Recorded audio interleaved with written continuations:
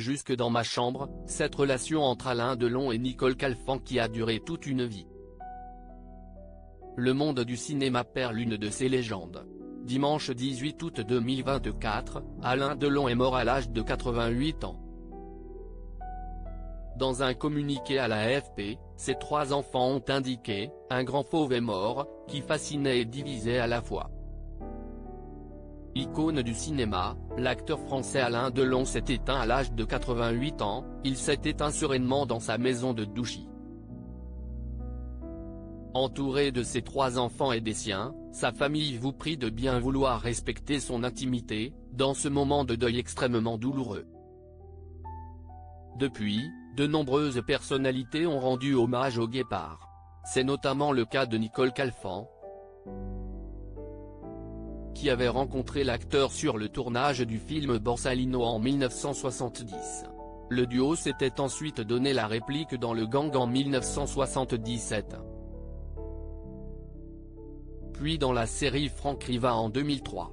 Très ému par la disparition de son ami, c'est dans les colonnes du Parisien que l'actrice de 77 ans s'est exprimée le lendemain.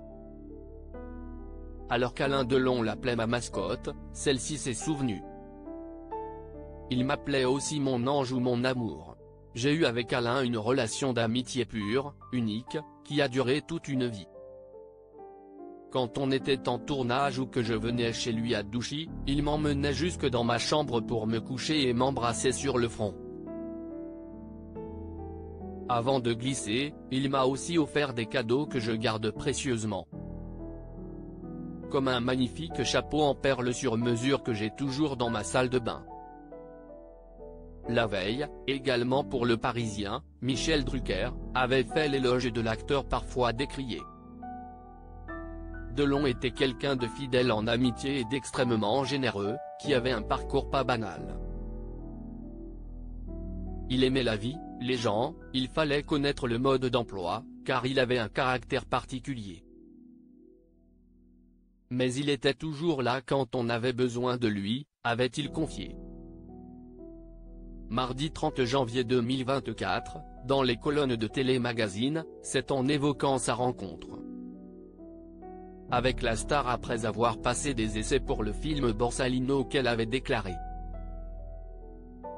Après l'audition, il m'a raccompagné et m'a glissé, je crois que nous allons bientôt nous revoir. Mademoiselle. Sa façon à lui de me faire comprendre que j'avais le rôle.